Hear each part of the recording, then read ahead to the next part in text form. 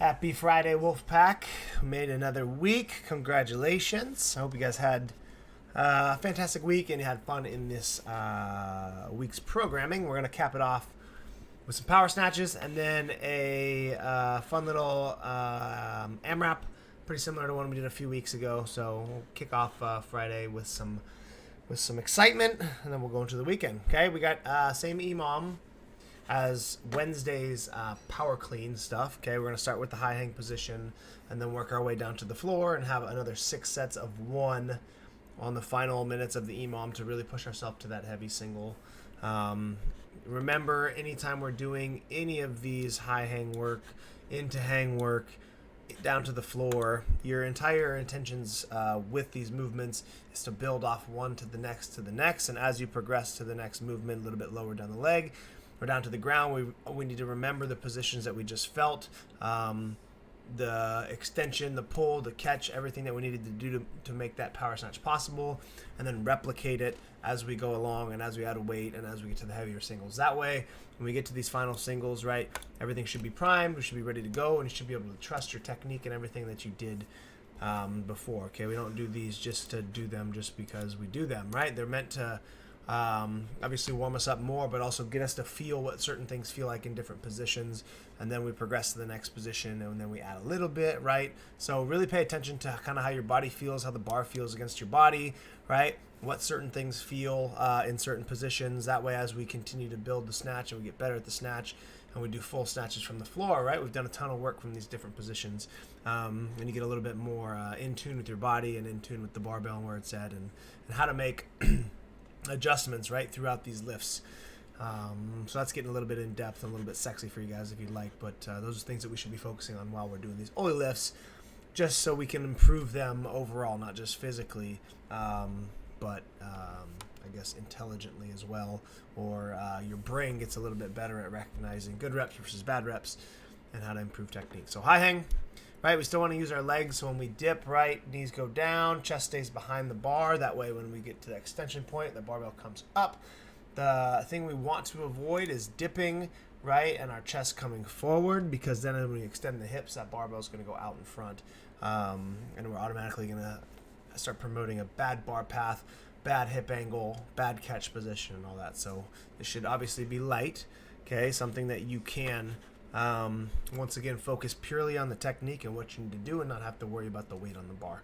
Okay, if we go too heavy, you're going to have to worry about, okay, I need to pull as much as this, or this weight's bogging me down, and we're not going to be able to focus on the good technique of this high hang position. So just keep it super light. You can make your weight changes through the hang power snatch and then the full power snatch. So 3 sets of 3, then 3 sets of 2 from the hang. Then you get a chance to open it up a little bit here on the power snatches. The biggest thing on these power snatches, guys, is trust your technique. Trust that your extension is going to get the bar elevated enough. Trust that you're going to pull back on that bar to get that vertical bar path going. And then even more so, trust your athleticism, right? Feet sliding out, dropping under and catching. And start working on dropping more underneath that barbell, right? Getting close to that squat snatch. And not starfishing as much, okay? As we get heavier and heavier, we see people's form just go out the window because they're trying to do way too much. They're trying to pull too much with their arms. They're humping the bar out in front, okay? So just keep everything the same. Don't change anything, right? And just trust that the technique work that we've been doing is going to carry over. You'll be very successful in this lift, okay? Enough rambling on that. 13-minute AMRAP. We did something like this that was 12 minutes 2 weeks ago. I added 1 minute because the thruster is a lot more fatiguing than an overhead squat, in my opinion. And a pull-up is more fatiguing than a toe-to-bar for various reasons, heart rate being one. So I wanted to add an extra minute to give you guys a little bit more time to get through this AMRAP and get enough volume and not get stuck, right, as the thrusters get higher and the pull-ups get challenging. So 3 thrusters, okay? If you remember the overhead squat workout, we want to make sure we choose a weight that you can go unbroken probably the entire time, 3, 4, 5, 6, 7, 8, wherever we get to. Okay, the thrusters really shouldn't become part of the workout, right, until we get probably past the round of 6. So you got 3, 4, 5, 6. You got 4 good rounds before this barbell should start to feel like a part of the workout, right? Obviously 3, 4, 5 thrusters goes pretty quick, right? The pull-ups and the double unders are going to be a little bit more of the workout to start, But fortunately, this is a pretty low double under number, so this should be pretty easy. So make sure thruster weight is movable, that we can go unbroken. We don't have to go really far out of our means to do this. We can just kind of squat clean into the first one and then start going into our thruster. So choose an appropriate weight.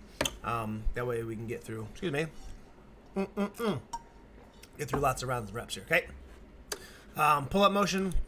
Ideally, we're getting this done in two sets maybe to start, right? We should be able to crank through this first round in, definitely less than a minute. That'll set us up for a lot of time on the back end to get through those later rounds where the thrusters get heavier. So whatever movement we choose here should be a pretty simple movement that you could do in 1 to 2 sets to start. And then the jump rope set should be definitely the least of our worries the entire workout. I think 24 double unders unbroken is like, 10 or 12 seconds or something like that. So this should be very, very fast. So if double unders are a new movement or we're still practicing them, set yourself a 30-second cap and don't go over that, okay? That way we can get, through the rounds and reps and not get stuck on one movement. But other than that, keep adding thrusters, keep getting thruster volume and pull-up volume in. And the goal of this, right, if you remember the overhead squat one, was just to keep yourself moving the entire time, get through tons of rounds and reps, and have some fun with it, okay? Other than that, have a great Friday. If I don't see you at the Wolfman Special on Saturday, have a great weekend, and we'll pick back up Monday. We'll see you later. Toodles.